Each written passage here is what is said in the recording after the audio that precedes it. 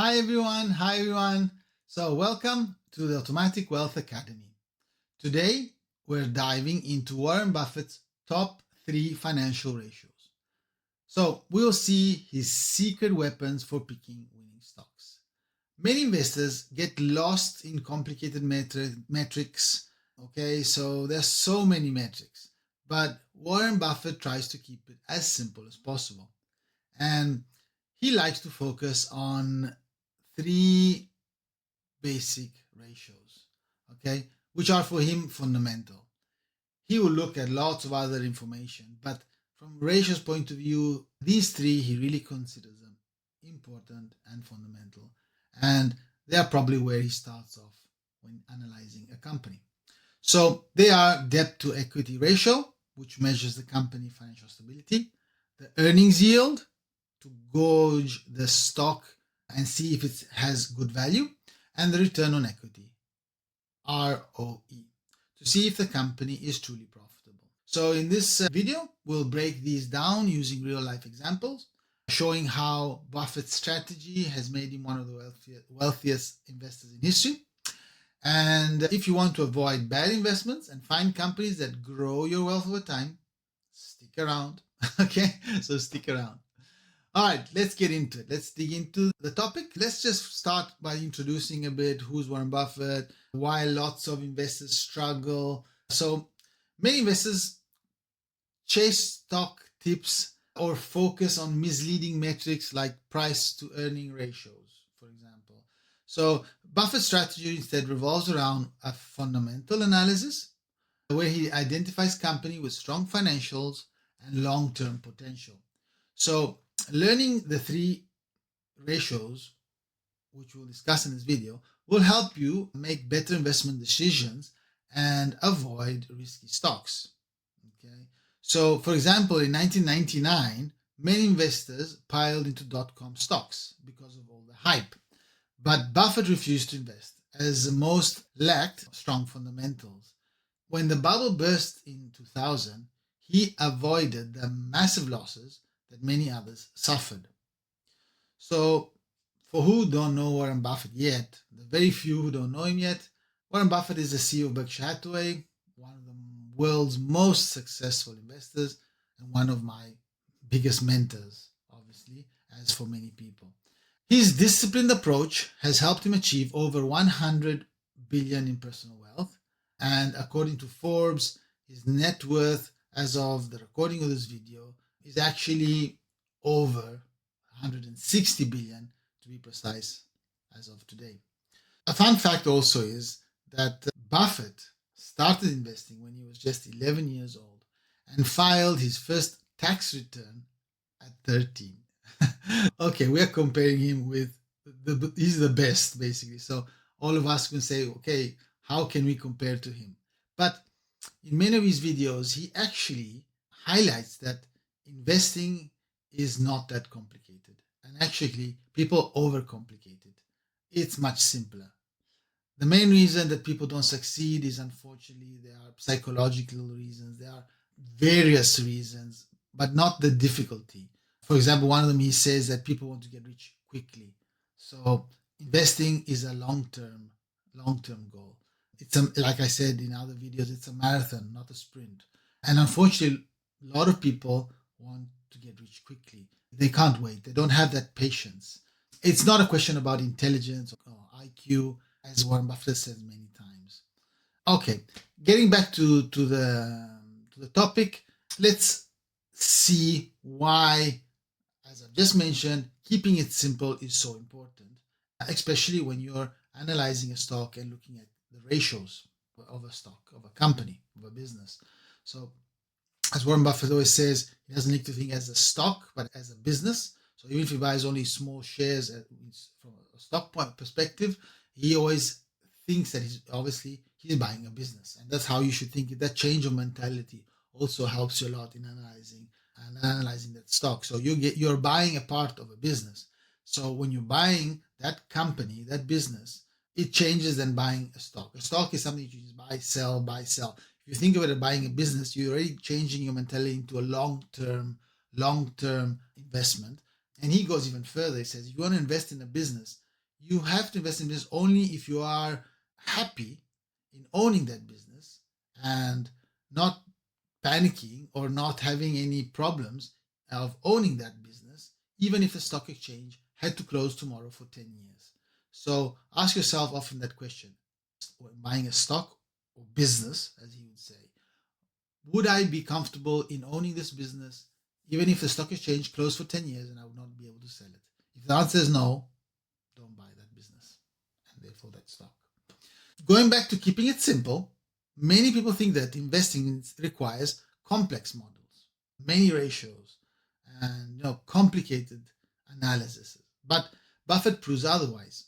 So he says that mastering just these three ratios can transform your approach to investing, making it easier for you to identify great companies. Okay, so think of investing like buying a car. Okay, you wouldn't buy or you wouldn't purchase a car just based solely on the color of the car. For example, PE ratio. Okay, you check the engine, you check the fuel efficiency, you check the safety features. So Buffett's three ratios are like those essential checks of a stock. Does the engine go? Is it efficient? And the safety features. So there are lots more, but these three are really fundamental for Warren Buffett. Let's see them one by one. So the debt to equity ratio basically means analyzing the risk of the company. So trying to avoid and helps you avoid risky companies. So the definition would be actually that it helps you measure how much debt a company uses compared to its own money or equity. So what is Buffett's rule? He prefers company with a debt to equity ratio under 0.5. So 0.5 debt ratio, below under 0.5 debt to equity ratio. Why does it matter? Because high debt makes companies vulnerable to recessions and rising interest rates. And those are always behind the corner. When the economy is going strong, everything's fine. But as soon as the recession, as soon as interest rates go up, those companies have big problems. And on the other hand, a low ratio means that the company is financially stable and therefore less risky. And he wants to be sure to invest in a company on the long term and not the short term. So if he wants to hold on to a company for 10 years, he has to be sure that it's financially stable. For example, Apple historically maintained low debt, giving it a financial flexibility. General Electric had instead excessive debt in the 2008 crisis, which led it to financial struggles. Buffett avoided investing in airlines for decades, for example, due to their high debt levels, and many collapsed in 2020 due to the pandemic, proving that his caution was right. Investors' takeaway. Take this home. This is important. Always check debt levels before investments. A company with too much debt can really collapse in hard times, okay? So many investors ignored the debt issues of Lehman Brothers in 2008. What did that lead to? Massive losses when the company collapsed. So for conservative investors, stick to companies with ultra low debt, like tech giants like Apple, Microsoft. For risk-tolerant investors, some industries like utilities naturally have more debt, but look for more stable cash flow to support it. So you might invest in certain industries for some risk-tolerant investors where there is a bit more debt, but they must have stable and lots of cash flow to support, obviously, that debt. To support, obviously, means to be able to repay back that debt and comfortably be able to pay it back even in recessions or risky problems that could be on a utility. People need electricity, that gas. So even in cases of recessions, people will still need to buy electricity and therefore make them more resilient. And even if they have high debt, that company with big cash flows and which are usually quite stable would be able to repay their debt without any problems, even in particular situations. Okay, so now let's get into the second ratio, which Warren Buffett considers fundamental, and that's the earnings yield. And this ratio is fundamental in order to find undervalued stocks. So This is because it measures how much profit a company can generate relative to its stock price. Okay? Buffett's approach compares a stock's earning yield to government bond yields. Okay? So if a company's earning yield is higher than bonds, that's a good investment. Very simple. So why does it work though? It works because it helps identify undervalued stocks that have strong earnings potential and avoids overpriced stocks that might collapse when growth slows. In the early 2000s, many investors ignored earning yields and piled into dot-com stocks.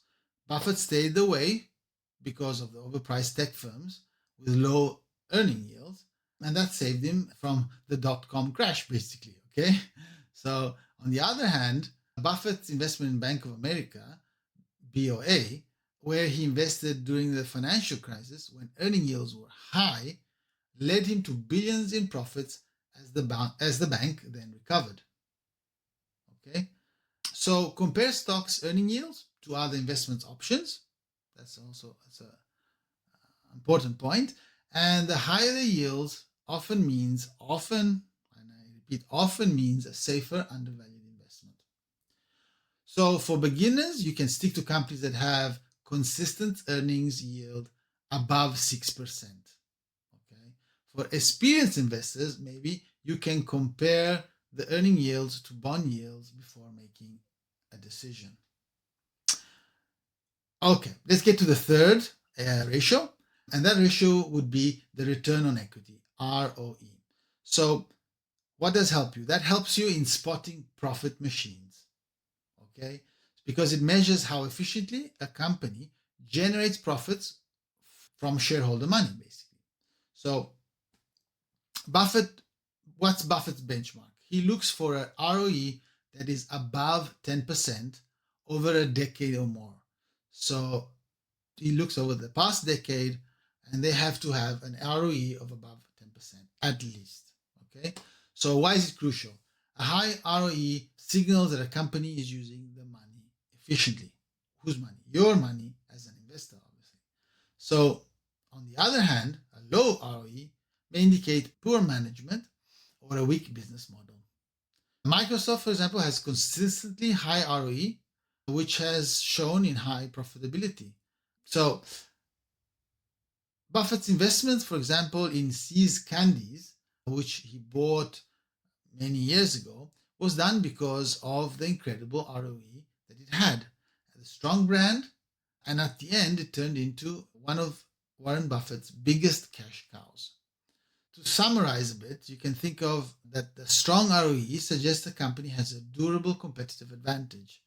So avoid companies with declining also ROEs unless they have a clear turnaround strategy.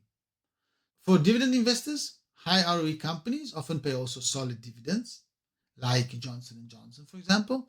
And for growth investors, look for increasing ROE over time, meaning that the company is growing at high levels and therefore is a growth stock. Okay.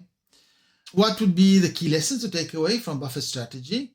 I would say that the key things to remember are that they will absolutely help you in avoiding debt-heavy companies. They will help you in finding undervalued stocks, and they will oblige you to focus on long-term profitability.